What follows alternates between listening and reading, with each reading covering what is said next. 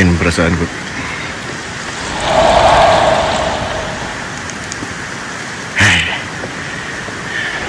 Astagfirullah.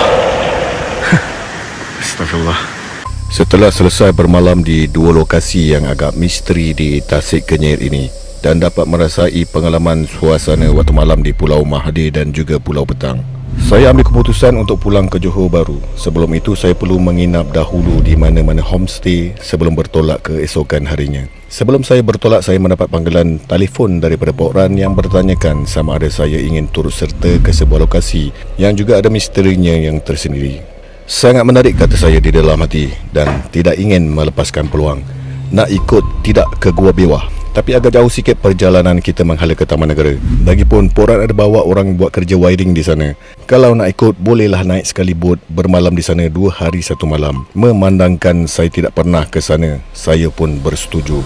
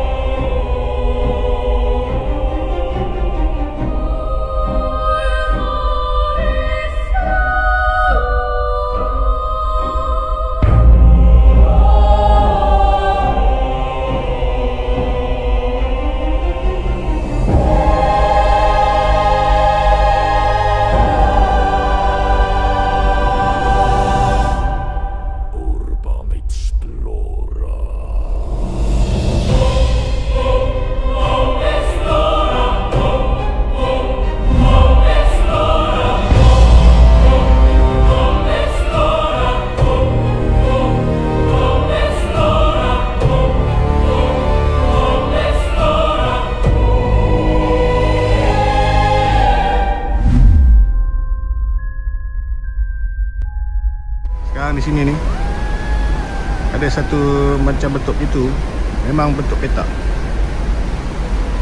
Boleh nampak tak?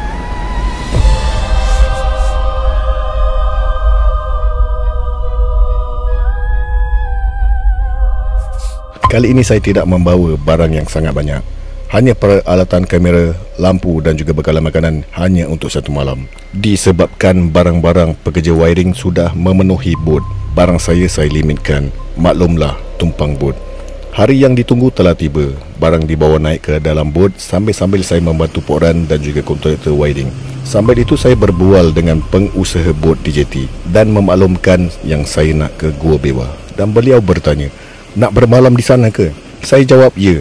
Nak tidur, nak bermalam di dalam gua tu ke? Saya jawab, lihatlah pada keadaan nanti macam mana. Dan dia pun menjawab, Gua Bewah itu perlu berhati-hati kalau nak masuk malam. Banyak mistiknya dan jarang orang masuk lewat malam ke sana, apatah lagi seorang diri. Gua Bewah tak seperti lokasi lain di Tasik Kenyir. Gua yang bersebelahan dengan Gua Taat yang juga ada kisahnya itu penuh dengan kisah misterinya pada segelintir pengunjung yang mana ada pengalaman lalu. Berhati-hatilah, pesan beliau.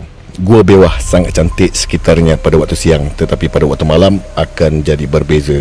Hati-hatilah bila berada di sana dan bila berseorangan di dalam gua.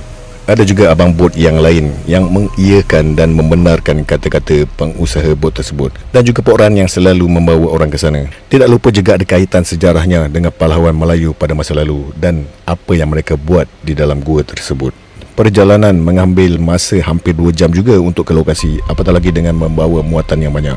Setelah selesai menguruskan permit untuk masuk ke laluan kawasan Taman Negara, perjalanan diteruskan lagi. Dan setibanya di sana tidak ada perasaan seram bila melihat kehijauan tasik, bukit-bukit dan juga keadaan sekeliling yang sangat mempesonakan. Kebetulan hari bekerja, tiada pengunjung di sana, hanya kami saja satu bot. Selesai loading barang-barang ke atas jeti dan kontraktor sedang sibuk merangka kerja mereka, saya ambil masa santai untuk naik terus ke gua tersebut. Lagi sekali saya perlu menaiki tangga yang banyak dan tinggi, lagi tinggi dari lokasi sebelum ini. Beberapa kali juga saya berhenti untuk sampai ke atas, dan bila sampai saya lihat kontraktor berbaju merah anggaran seramai 8 orang sedang membuat pembersihan di dalam gua dan hampir selesai kerja mereka. Saya hanya tersenyum dan menyapa mereka dan terus melihat keadaan sekeliling gua dari mulut gua di hadapan. Entah mengapa perut terus loya, kepala seperti berpusing-pusing, pening dan terasa sangat berat badan ini untuk melangkah ke dalam gua. Entah mengapa tiba-tiba keadaan di sana mula seperti lain. Tidak lama selepas itu saya pun turun kembali ke jeti di mana Pok Ran dan kontraktor lain sedang membuat kerja. Sambil turun, bermain di fikiran saya, kenapa gua ini ada satu perasaan lain, tidak sama seperti Pulau Mahdi dan juga Pulau Petang. Dan mengapa pengusaha bot di jeti memberi nasihat berulang-ulang kali dan apa yang ada di dalam sana. Banyak persoalan bermain di minda. Tidak lama selepas itu, ketika kerja-kerja sedang dijalankan, Pok Ran mengajak saya untuk ke campsite yang terletak berhadapan Gua Taat yang mana ada toilet di sana. Dan bila sampai ke sana, saya lihat kontraktor pembersihan sedang menjalankan kerja-kerja pembersihan di situ. Bot diparking dan kami menuju ke toilet. Sampai di kawasan kerja-kerja pembersihan, saya menegur pekerja tersebut dan dia mengenali saya dan juga seorang subscriber. Dia memberitahu banyak kejadian-kejadian yang aneh berlaku kepada mereka ketika mana gangguan itu berlaku ketika kerja-kerja sedang dijalankan. Antara lokasi diganggu di kawasan kitchen Pulau Petang, Gua Bewah dan lain-lain lokasi yang belum pernah saya kunjungi. Dan ia mengiyakan apa yang berlaku kepada saya di kitchen Pulau Petang pada episod yang pertama. Tasik Kenyir memang banyak misterinya yang tersendiri katanya. Tapi dah menjadi tugas, apa saja usikan perlu sesuaikan diri. Kemudian saya beredar menaiki bot bersama Pok Ran dan kembali ke Gua Bewah. Kelihatan ada pegawai-pegawai ke tengah sedang melihat kerja-kerja yang sedang dijalankan. Sampai di sana saya mendengar mereka bercerita mengenai sejarah Gua Bewah dari salah seorang pegawai yang bernama Encik Fauzi. Amat menarik bila dimaklumkan Gua Bewah ini telah dijadikan sebagai lokasi perjumpaan pahlawan Mat Kilau pada masa lalu bersama pahlawan-pahlawan yang lain. Malam ni kau tidur seorang sini, Jal? Tanya Pok Ran. Saya menjawab. Aku dengan dorang ni akan tidur dekat campsite sana. Saya pun menjawab okey, tetapi di dalam hati ada sesuatu yang tidak senang dan tidak sedap hati. Malam pun menjelma.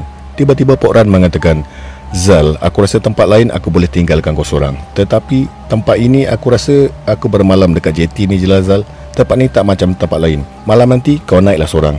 Aku teman dorang buat kerja dekat jeti ni. Mendengarkan itu saya hanya setuju saja kerana Pok Ran lebih tahu tentang gua ini dan lebih tahu apa yang ada di sini. Ada sesuatu yang kadang-kadang kita tidak tahu dan kita perlu dengar nasihat orang setempat. Zal, kalau ada rezeki nanti jumpalah ular putir dan lipas ekor biru, Zal.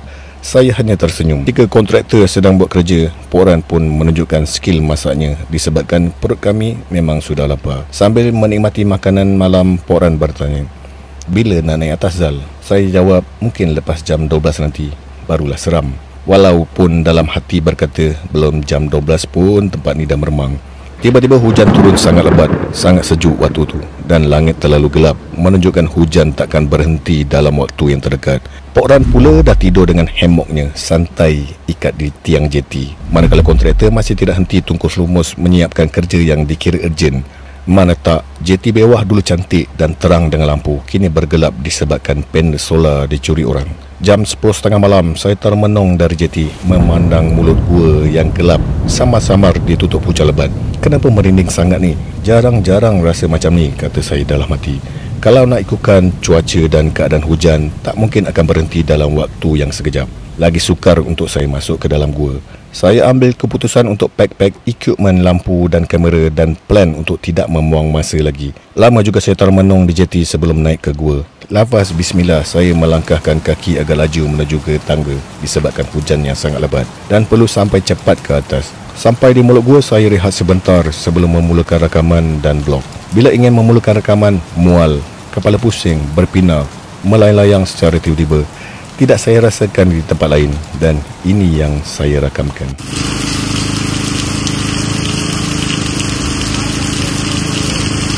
Okey, Assalamualaikum semua. Jumpa lagi dalam vlog yang terkini.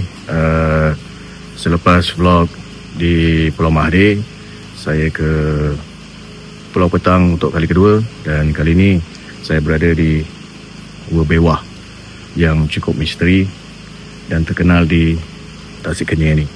Yang mana pada mulanya saya dihubungi oleh Pok Ran dan bertanyakan sama ada saya ingin mengikuti beliau ke Bewah sebab beliau ada membawa beberapa kontraktor untuk kerja-kerja wiring dekat bawah sana, dekat bahagian jeti.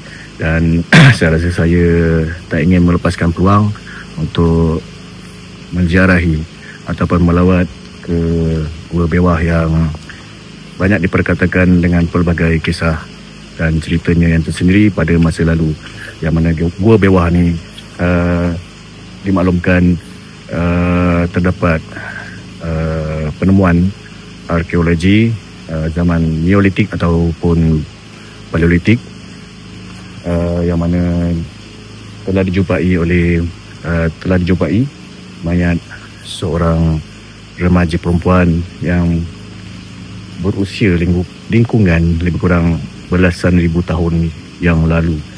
Pendapatan awal di gua ini. Jadi hari ini, malam ni saya naik ke sini lebih kurang dalam hampir pukul 11 berseorangan, kerana mereka dekat bawah sana sedang buat kerja dan saya akan naik ke sini. Dan malam ni saya membuat eksplorasi santai, mungkin midnight tourism, yang mana kita boleh lihat bagaimana orang dahulu duduk di dalam gua ini tanpa cahaya lampu pada masa lalu. Jadi kita cuba merasai suasana dalam gua ni, bagaimana keadaan masa lalu, bergelap, sunyi, seram dan pelbagai lagi.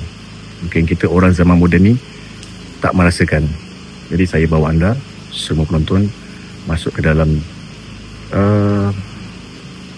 Saya pun tak pasti keadaan waktu malam gua ni macam mana, sebab sekarang ni memang hujan sangat lebat. Ada pelbagai cerita lagi daripada pegawai-pegawai yang datang pada waktu petang tadi untuk melawat, untuk melihat kerja-kerja dekat bawah sana. Antara pegawai-pegawai yang berbual dan memberitahukan tentang Pulau Petang dan Gua Bewah ni dengan pelbagai cerita yang baru saja saya tahu. Nanti saya akan kongsikan, sebab agak meremang juga untuk saya ceritakan di Gua Bewah ini. Jadi kita ronda dulu keadaan dalam setakat mana yang saya mampu. Agak, walaupun berada dekat depan ni, agak terasa sesuatu yang sangat berat dan saya rasa mual, sangat mual. InsyaAllah semoga dipermudahkan.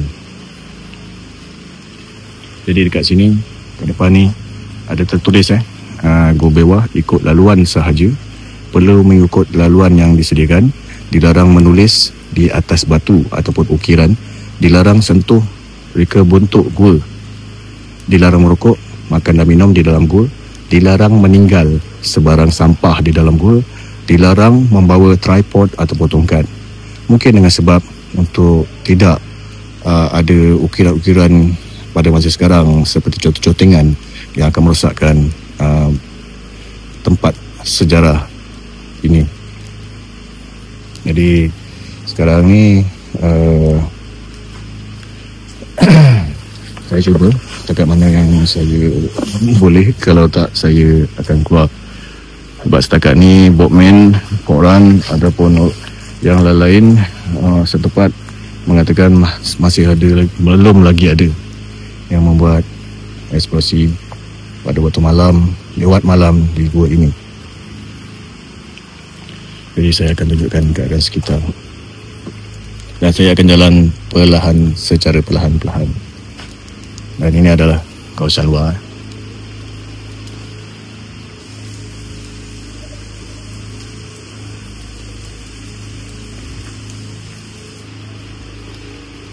Kepala agak pusing dekat atas ini.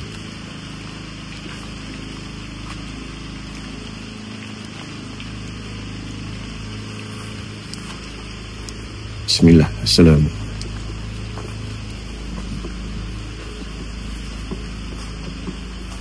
Dan di hadapan sini adalah penemuan kubur seorang remaja perempuan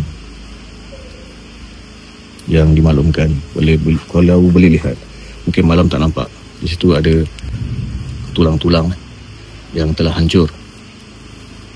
Dan keadaan tulang ni, posisi dia merengkuk seperti bayi di dalam kandungan, yang mana lututnya ditemui, keadaan tulang lutut ditemui seperti ingin tersentuh dengan dagu, maknanya dia merekuk lah.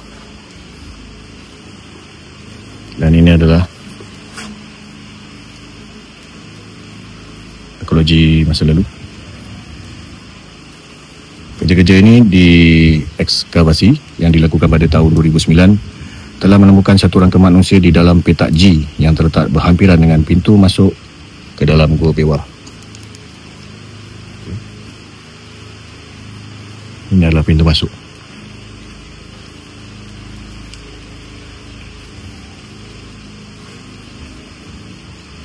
Tasik-kenyek. Ketika ditemui, sebahagian besar daripada tulangnya telah hampir reput dan ada yang disaluti dengan batu kapur gua yang berbentuk seakan-akan fosil.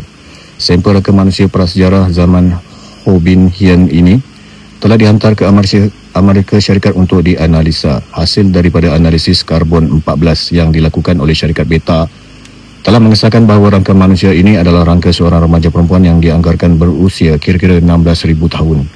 Rangka tersebut ditemui tertanam dalam kedudukan merengkuk dengan lutut dilipat hingga ke bahagian dagu seolah-olah kedudukan seorang bayi dalam rahim ibu, seperti mana penemuan rangka manusia di Gua Cha, Kelantan sebelum ini. Jadi ini adalah bentuknya. Dan ini adalah kuburnya. Jadi ini adalah laluan yang dibenarkan sahaja untuk dilalui.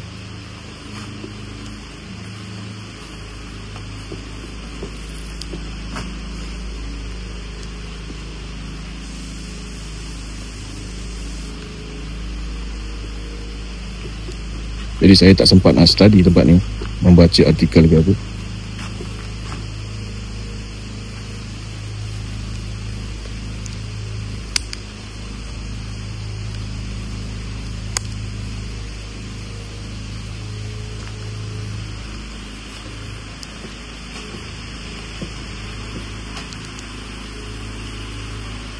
Saya boleh pakai white supaya boleh jelas keadaan sekeliling. Dan dimaklumkan juga dekat sini ada penunggu, iaitu seekor ular yang telah beberapa orang telah terserempak dan jumpa di kawasan gua ini. Dan juga ada lipas yang hujungnya berwarna biru, dan saya telah nampak tadi seekor tapi tak sempat nak ambil gambar.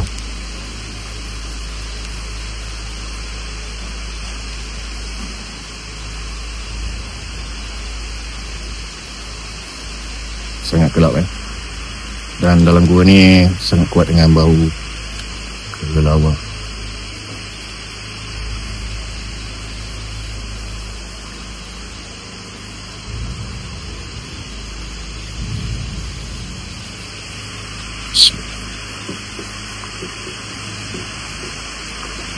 Ada cerita-cerita mistik yang lain yang diceritakan oleh pegawai ke tengah yang dikongsikan PJ2 tadi di bawah sana.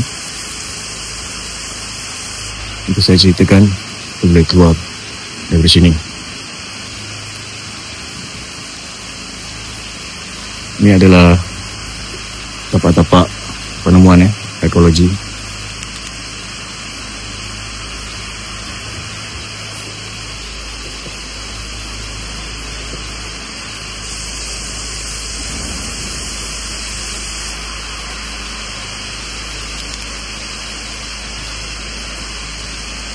Dindingnya berwarna hijau. Berwarna hijau.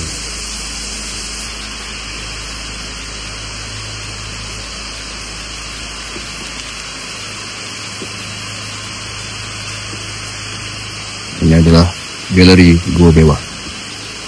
Dan sebenarnya sebelum ni memang ada lampu di laluan ni, tetapi lampu di punya solar telah dicuri. Dan itu sebabnya kenapa ada kerja-kerja pemasakan lampu di bawah sana.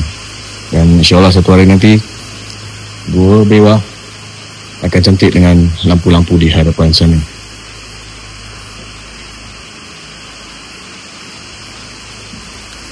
Ini adalah pokok melunak yang sangat besar, lebih kurang dalam 2 pemeluk orang dewasa, dan kalau didapat rapatkan lagi barisan sekeliling pokok ni mungkin mencecah hampir 26 orang. Ini adalah Gua Taat. Gua Taat adalah satu gua yang lebih awal penempatannya daripada gua Bewah.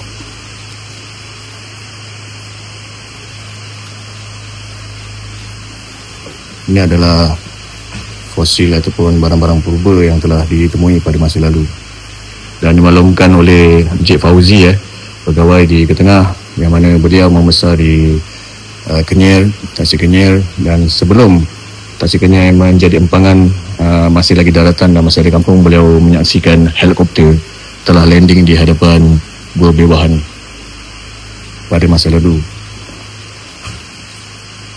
untuk kerja-kerja menggali barang-barang sejarah. Ini adalah Gua Taat. Gua Taat saya telah rakamkan video, dan Gua Taat ni sentiasa tenggelam. Ada masanya dia akan surut dan boleh masuk ke dalam ni, dan dalam tu ada seperti ukiran dinosaur ataupun tak pasti penghasilan daripada stalagmite, tidak pasti. Antara flora dan fauna di sini.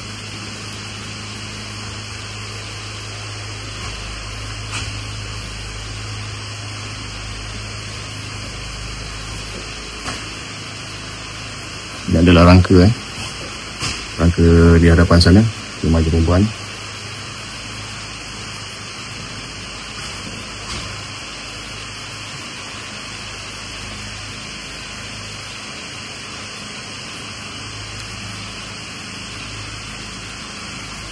Mungkin kepada siapa yang belum pernah datang sini, mungkin anda patut datang ke Gua Bewah untuk melihat sendiri suasana di sini.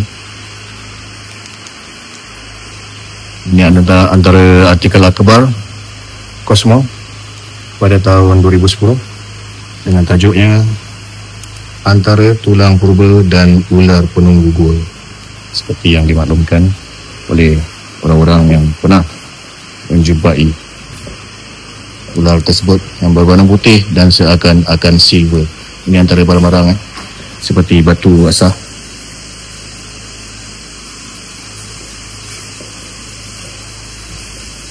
dan juga tulang rangka serpihan tengkorak manusia zaman Neolitik, dan Tok Bidan. Gua Tok Bidan di bawah Gua Bewah ni, yang mana telah tenggelam. Di bawah JT tadi ada Gua Tok Bidan.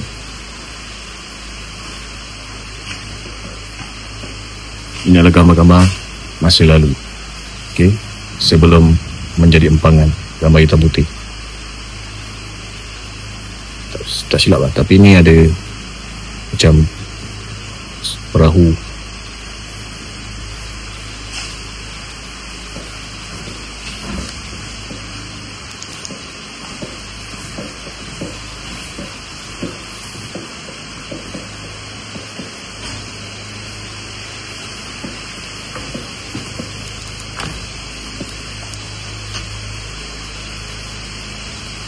Guanya sangat tinggi, dah macam filem Lord of the Ring.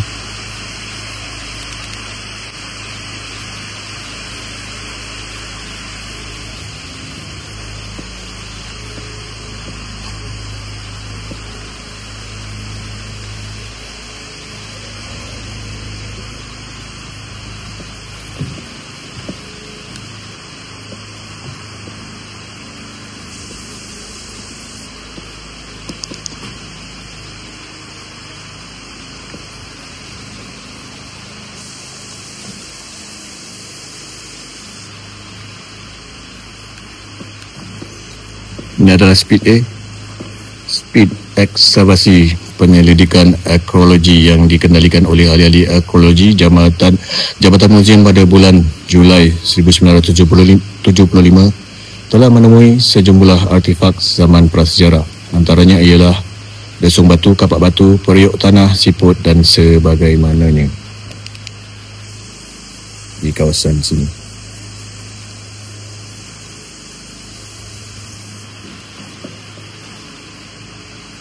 Dan boleh lihat dekat belakang sana, tidak pastilah ukiran asal purba.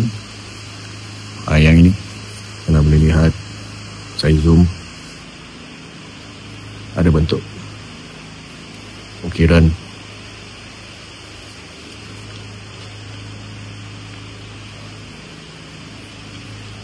tapi macam ada huruf M kat situ. Tak tahulah tu siapa yang conting. Dekat sini apa-apa yang berlaku adalah tanggungjawab sendiri so kena berhati-hati walau macam mana pun.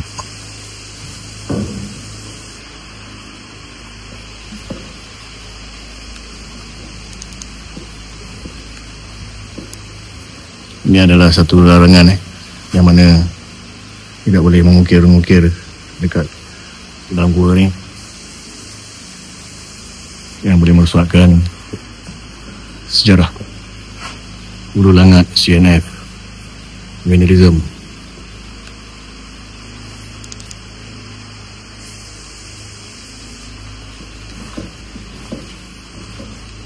Dan ini kita boleh lihat stalagmite yang berkilat. Kita tak nampak.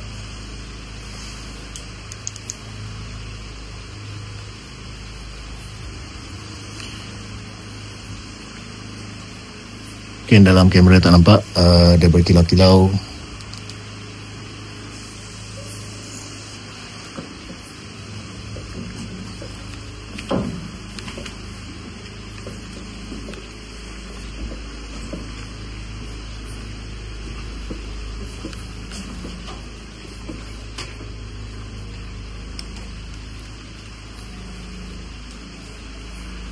Stalagmite ni, penghasilan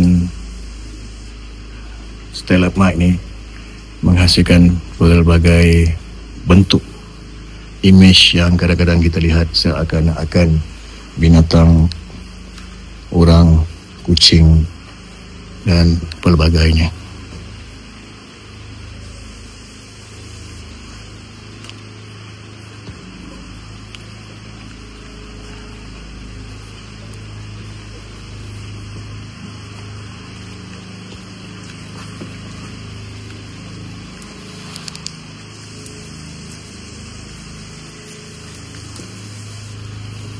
Jadi saya akan berjalan perlahan-lahan di sini kerana di sini ada satu perasaan yang sangat berat dekat sini.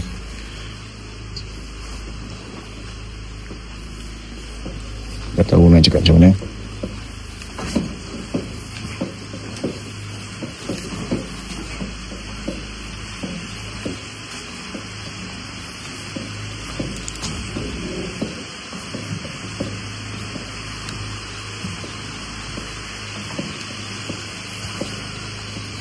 Ini adalah speed B. Di dalam speed ekskavasi arkeologi ini, ahli-ahli arkeologi Jabatan Muzium telah menemui sejumlah artifak zaman prasejarah seperti rangka manusia, damar, kapak batu, siput beliung, pecahan tembikar tanah dan tulang haiwan yang tak dikenal pasti.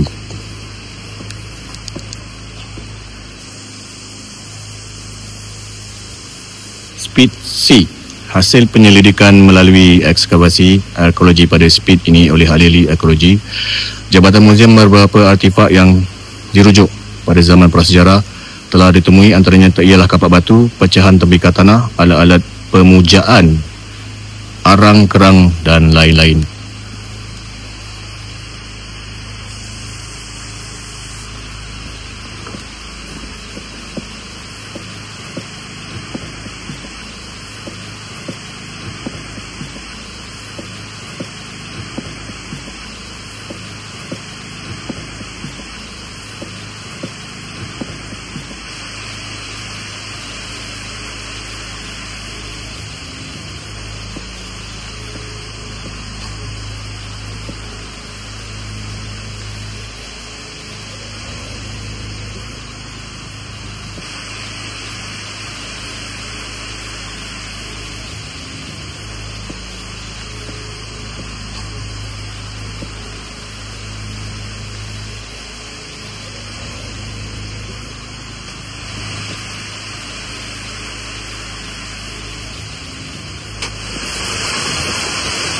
membayangkan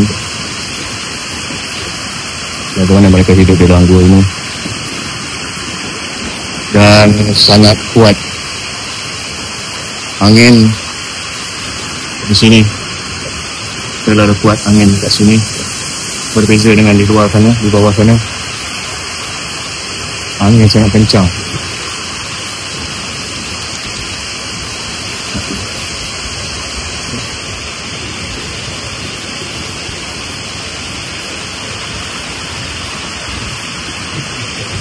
Lumut berwarna hijau, macam hijau terang.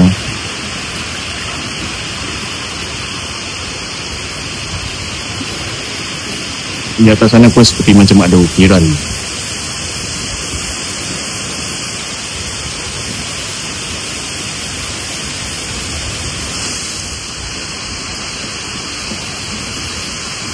Mungkin saya ambil masa sebentar untuk pasang lampu di sini. Buat laluan di sini terlalu gelap.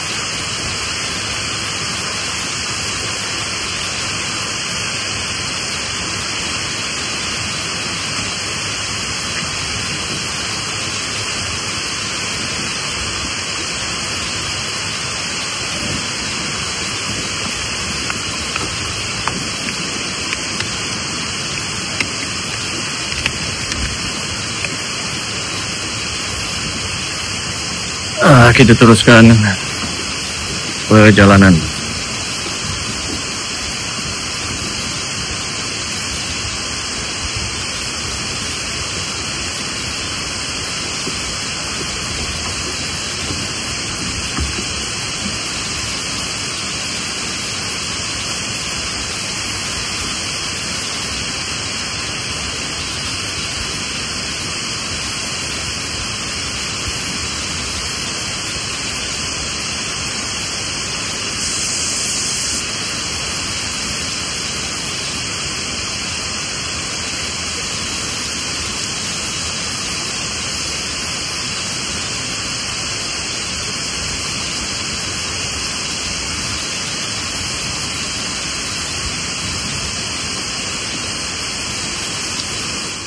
Okey, saya nak share sikit berkenaan apa yang dimaklumkan oleh Encik Fauzi petang tadi, yang mana semasa beliau datang ke sini berdua bersama rakannya dan naik ke atas sini dan tiba sampai dekat kawasan Batu Besar. Saya tak pasti dekat Batu Besar yang mana tu.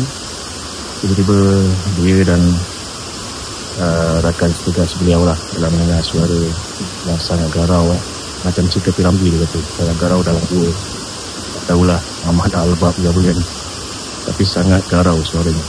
Dan tadi saya singgah dekat campsite Gua Bewa yang berdepan dengan Gua Tahat.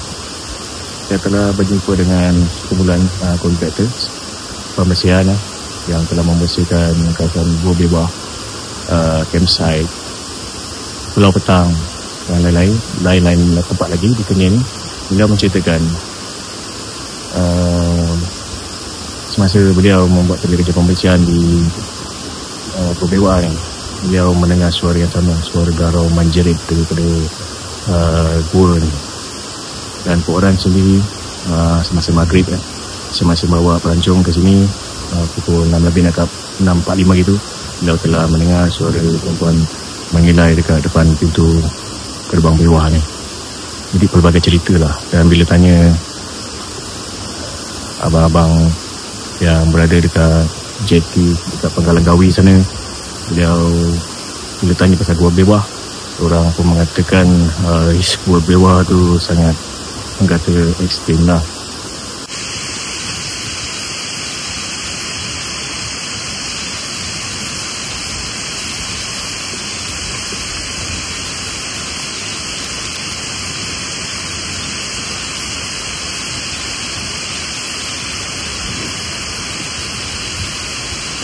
Kepala berpusing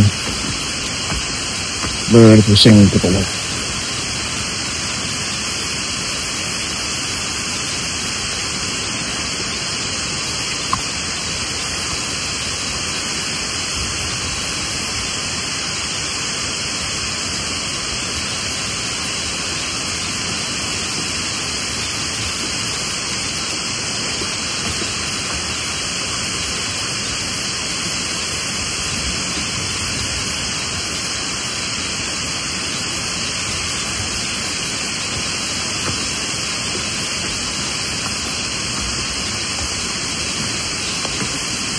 Kita akan letak satu lampu dekat sini.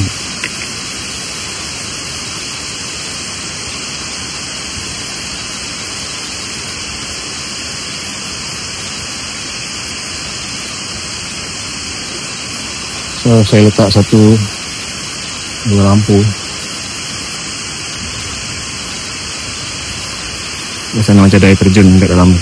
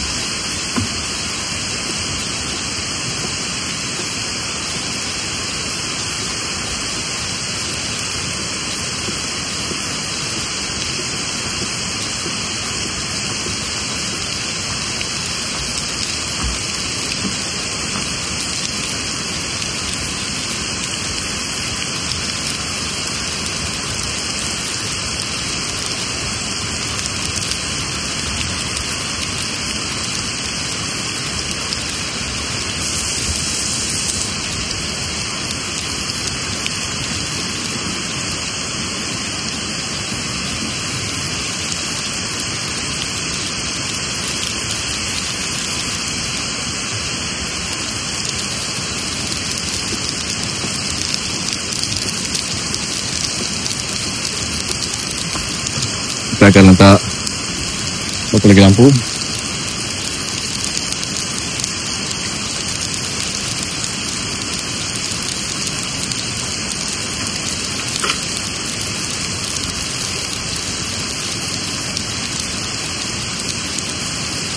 Ingat, so terang sikit.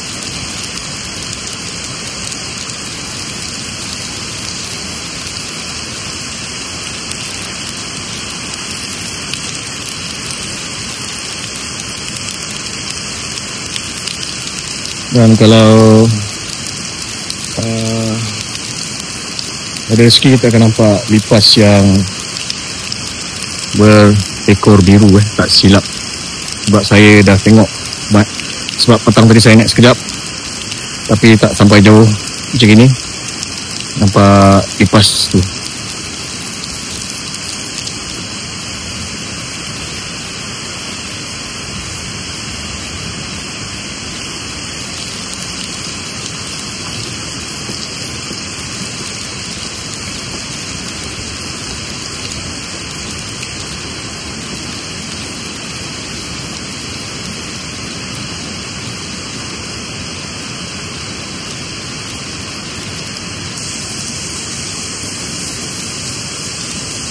Kalau anda pening, saya pun pening.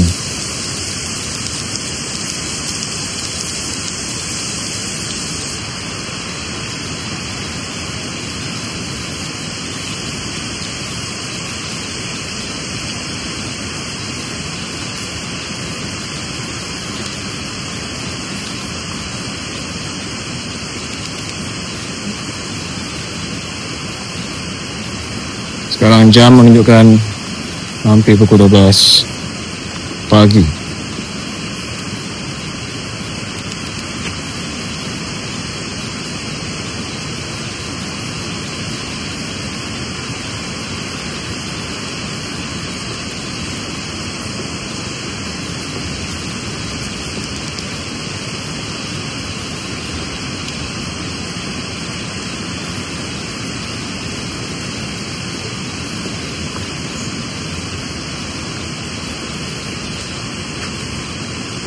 Bau di sini memang sangat kuat dengan mungkin najis kelawar ataupun lumut di dalam gua. Sepatutnya ada lampu-lampu yang shoot mengalir ke dinding ni, tapi ada yang tak bertanggungjawab mencuri panel solar. Dan panel solar tu bukan murah. Seperti mana kes Pulau Bayas, Pulau Betang, banyak kabel-kabel ataupun elektrik yang telah dicuri lah.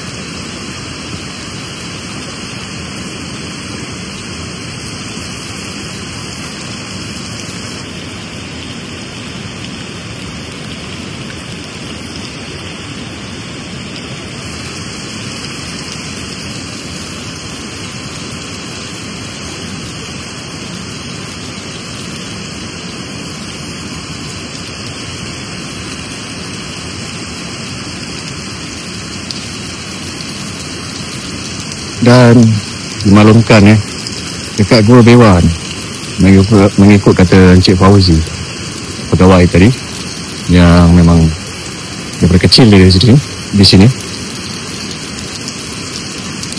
dia telah menjejaki kisah mak kilau dan selama 4 hari, dan selama bertahun-tahun dia mendapat tahu daripada orang-orang yang lebih lama, lebih tua, mengatakan bahawa Gua Bewah ni adalah salah satu tempat meeting ataupun pertemuan mak kilau dan juga pahlawan-pahlawan Melayu masa lalu. Gua Bewah ini menjadi tempat lokasi pertemuan. Dan mengikut koran, ada seorang ahli agama yang pernah bertapa di sini, iaitu Pak Mus kalau saya tak silap. Dan laluan ini yang anda lihat, okey, telah dibina oleh seorang yang bernama Mark Rainbow.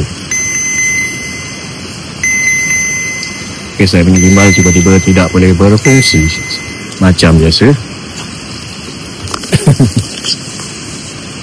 Sedangkan tak ada masalah pun proses sebelum ni. Tak apa masalah.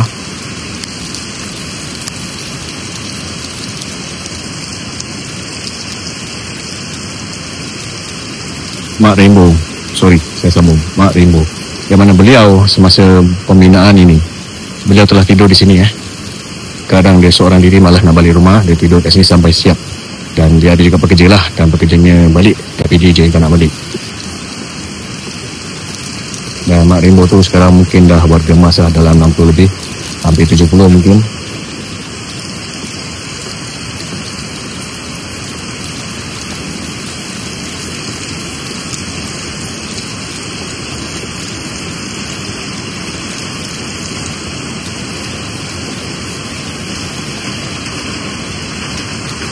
Dan lagi laluan ke atas. Dan dimaklumkan juga gua bewah ni, di belakang gua bewah ni terdapat banyak haiwan lalu, kijang, rusa, yang mana haiwan-haiwan ni dia suka menjilat dinding batu kapur gua bewah ni kerana masin, mungkin mineral ataupun sumber garam.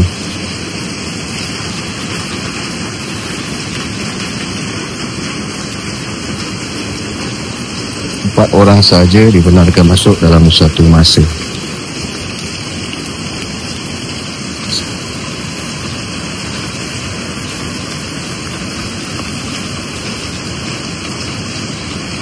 Ini keadaan gua yang sangat gelap kalau tanpa cahaya lampu. Tapi di sana saya ada letak lampu untuk backup.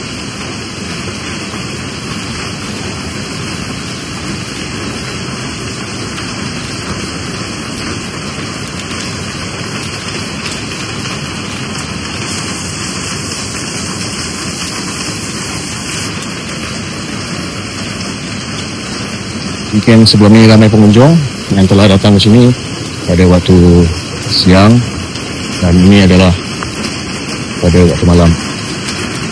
Tangga sini dia agak licin, saya perlu berhati-hati. Agak tinggi juga naik ke atas.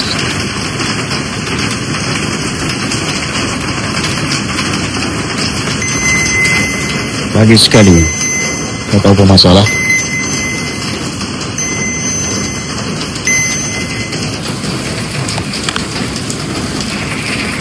Okey, sekarang ni saya sambung semula hanya menggunakan handheld tanpa gimbal.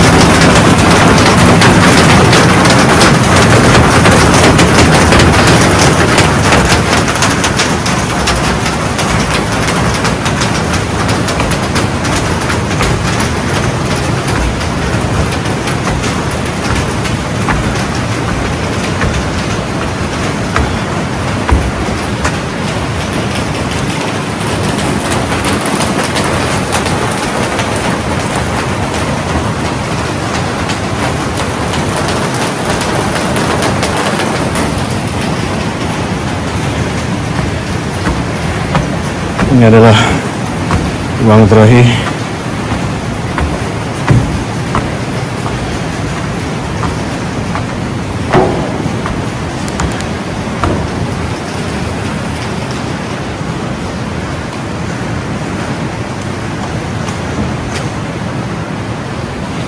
Di dalamnya, kat sini ada kolam. silap. Mana dahulu ada orang mandi.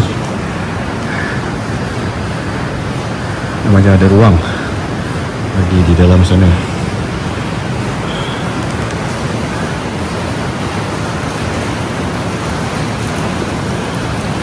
Dan jadi nampak ukiran ni.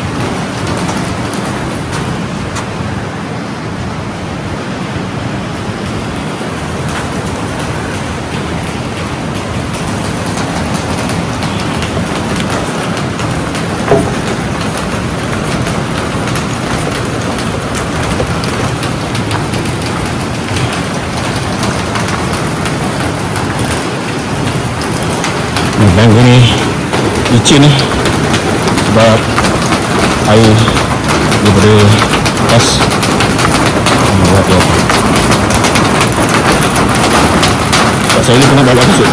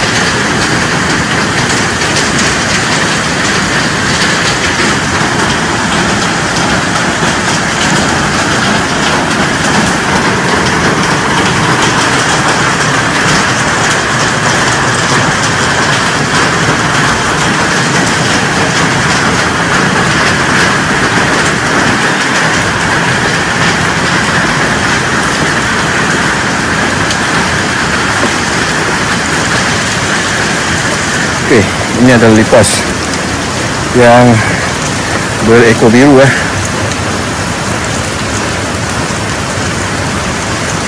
Tak nampak sangat ujung dia warna biru. Saya geli sikit.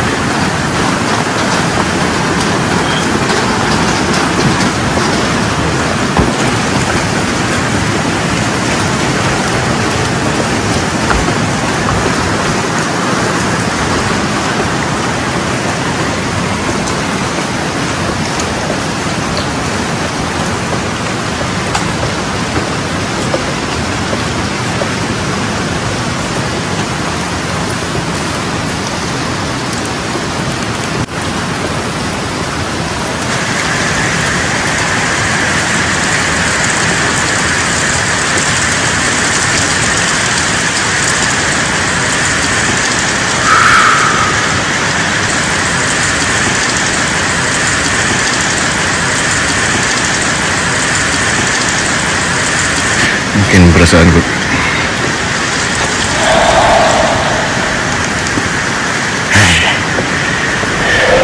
Astagfirullah.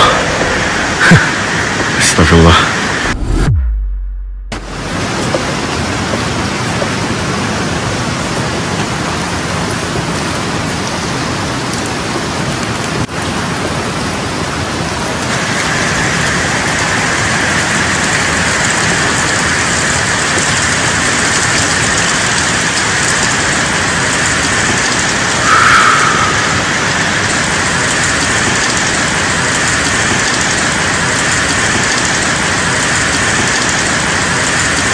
Mungkin perasaanku.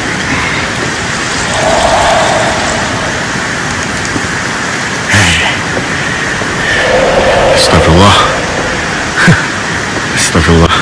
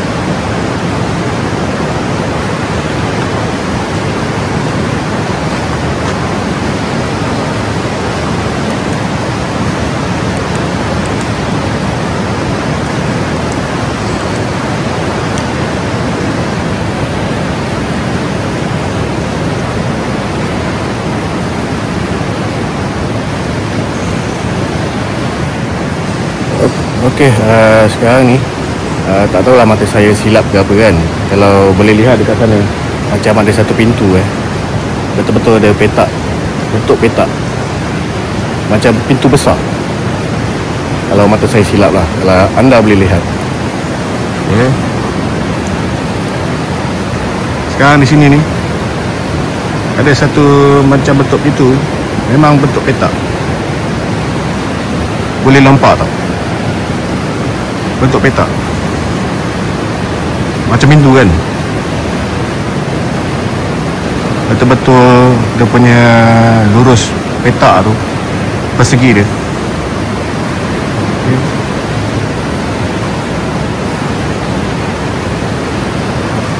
Seperti pintu.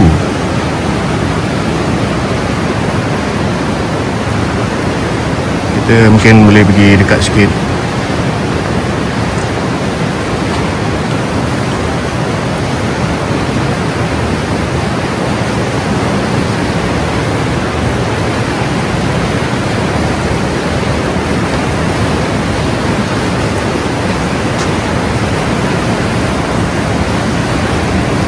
Hilang dia hilang, mungkin dari segi struktur dinding ni ke apa kan.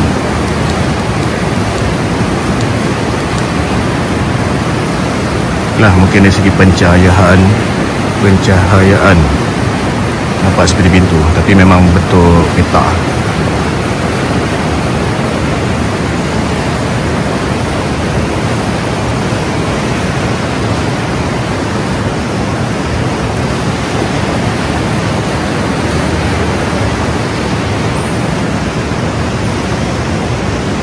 Saya letak lampu kat sana.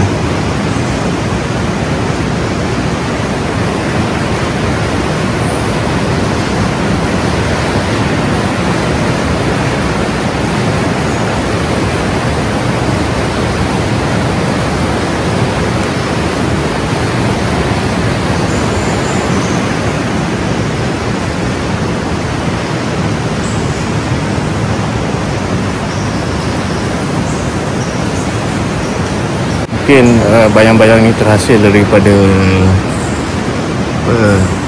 petak-petak tiang ni pada lampu belakang sana. Dia kena dekat sini. Contohnya mungkin terhasilnya petak tu, pintu tu.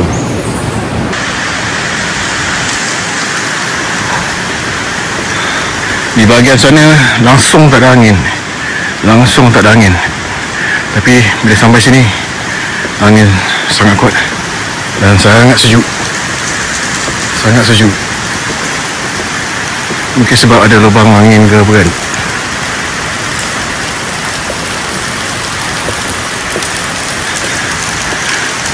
Di sebahagian air ni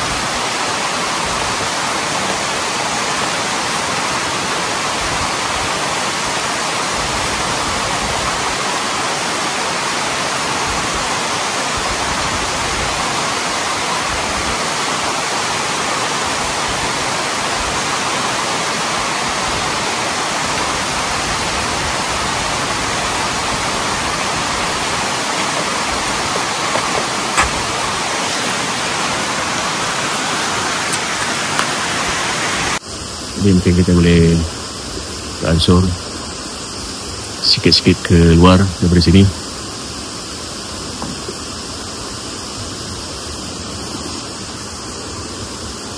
Saya memang terpaksa pasang banyak lampu sebab rasa sini terlampau gelap.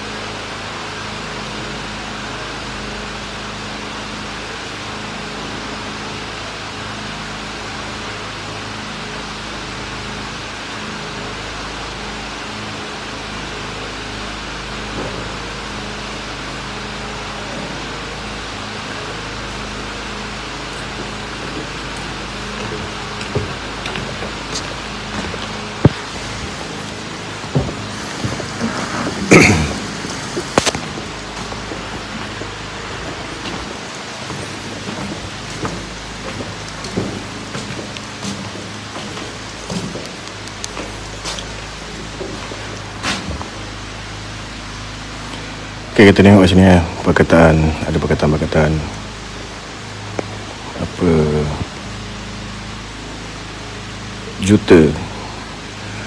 juta lah, apa-apa lagi, macam-macam. Kat sini ada tulisan. Yang kat atas ni mungkin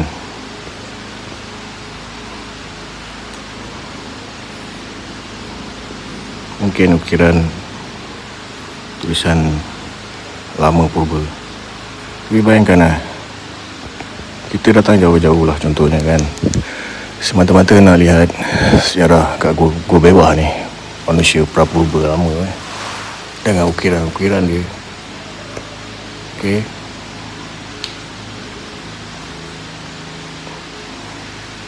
bayangkan kita datang berjauh, mungkin ada yang bawa bayar untuk menggunakan houseboat, tapi telah dicemarkan dengan tulisan-tulisan ukiran yang tak berfaedah, yang bercampur bau, bercampur-campur dengan tulisan yang sejarah. Bayangkan kalau pelancong luar datang nak lihat, orang ketawakan aja sejarah yang ada dekat sini. Tapi nak buat macam mana kan, semuanya disebabkan sikap.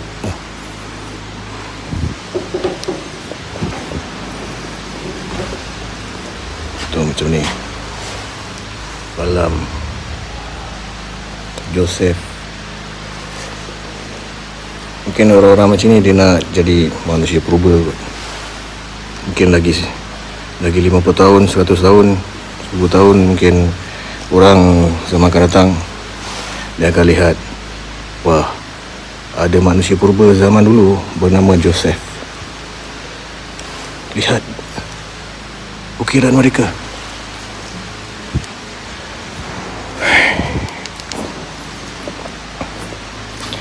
Sebab saya masuk Gua Bebah ni sangat kata teruja, sebab nak lihat ukiran-ukiran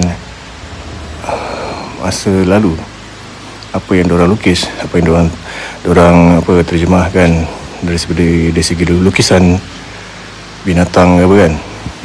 Tapi yang nampak kat sini nama-nama ni.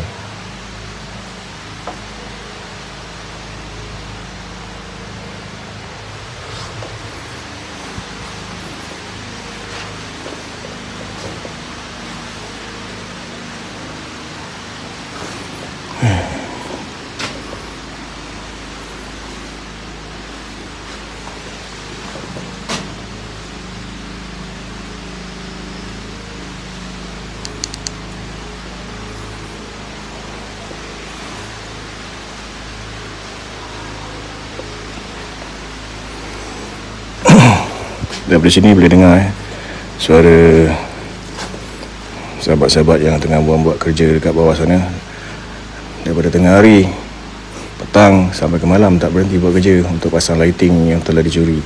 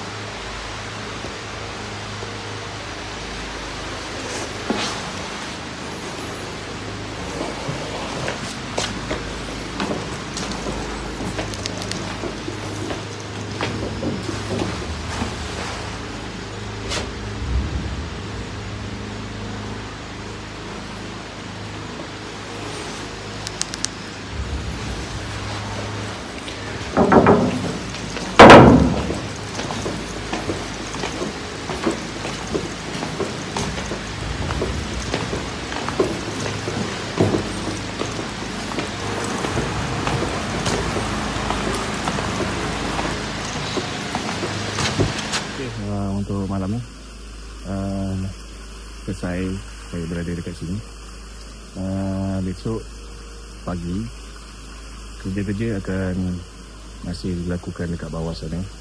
Dan selepas selesai akan pergi ke campsite Gua Bewa, sambung kerja-kerja dekat sana berhadapan dengan Gua Taat, dan selepas tu akan pulang ke Jati Pengkalan Gawi. Dan insyaAllah ada beberapa lagi lokasi yang mungkin saya akan singgah, tetapi tidak tahu sempat atau tidak, insyaAllah. Terlalu banyak kisah-kisah cerita yang pernah berlaku dekat Gua Bewa ni, kepada pengunjung, kepada boatman, kepada pegawai yang tengah membuat survey. Banyak perkara yang berlaku yang membuatkan saya berfikir, kalau malam ni saya masuk, apa pula yang akan terjadi. Jadi bila dah sampai ke bahagian hujung, dan bila nak naik ke bahagian hujung sana, yang naik ke atas sana tu,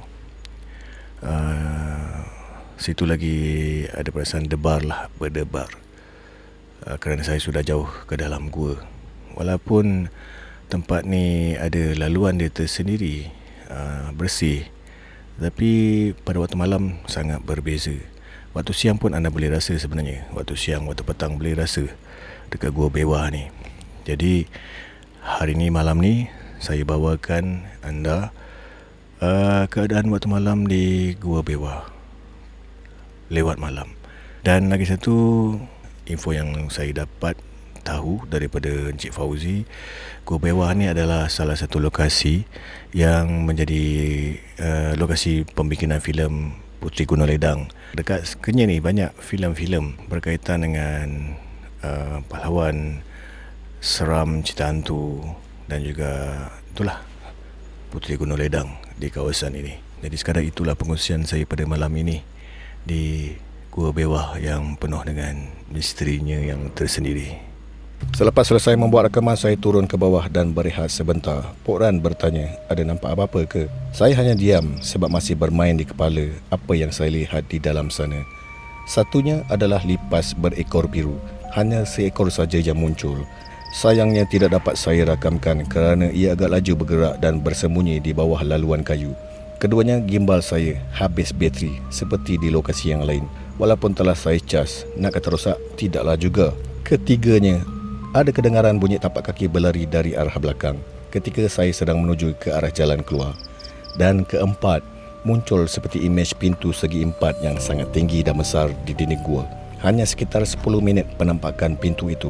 Adakah mungkin faktor biasan cahaya ataupun bayang-bayang? Walaupun telah diubah kedudukan lampu, imej pintu itu masih berada di tempat yang sama. Wallahualam. Bila diingat semula pengalaman Encik Fauzi bersama seorang lagi pegawai dan mereka berdua naik ke gua tersebut untuk lawatan kerja, mungkin ada persamaannya apabila mereka mendengar suara yang sangat garau bergema di dalam gua tersebut, dan mereka berdua mendengarkan dengan jelas suara yang agak menyeramkan itu dan terus keluar daripada gua itu. Saya tunjuk juga kepada Pok Ran imej pintu tersebut dan dia amat terkejut. Ada beberapa lagi individu yang mengalami kejadian yang aneh di dalam gua sana, kata Pok Ran. Selepas berehat di JT sehingga hari esoknya, jadual terpaksa diubah kerana kerja masih belum lagi diselesaikan. Tidak seperti yang dirancang sebab faktor cuaca yang tidak disangka. Kerja-kerja perlu disambung semula sehingga malam kedua, menjadikan 3 hari 2 malam kami di kawasan Gua Bewa. Makanan pun hampir kehabisan, cukup-cukup untuk sampai waktu petang sahaja. Kebetulan pada waktu tengah hari kelihatan houseboat berduyun-duyun datang membawa pelancong ke Gua Taat dan juga Gua Bewa. Makanan kami telah pun putus dan kehabisan untuk waktu malam. Lapar, itu saja terkeluar daripada mulut Pok Ran dan saya. Alhamdulillah, Pok Ran berjumpa dengan owner houseboat yang dinamakan sebagai Persona 1 yang dimiliki oleh seseorang yang dikenali dengan panggilan Datuk, dan mereka telah memberikan bantuan kepada kami yang kehabisan stok makanan tanpa dijangka. Tidak berani untuk kami bertolak lewat malam menaiki bot laju di tasik yang luas dan gelap sebab banyak tunggul kayu di bawah air, dan bahaya memasangkan lampu ketika bot laju sedang bergerak boleh mengakibatkan pelanggaran sesama bot lain. Kami ambil keputusan untuk bertolak keesokan paginya menuju ke JT Pengkalan Gawi, dan ini satu pengalaman yang menarik buat saya di Tasik Kenyir. Dan kepada pengunjung yang bercuti di sini, jangan khawatir kerana pihak pengurusan di sini sentiasa membantu anda jika ada kesulitan.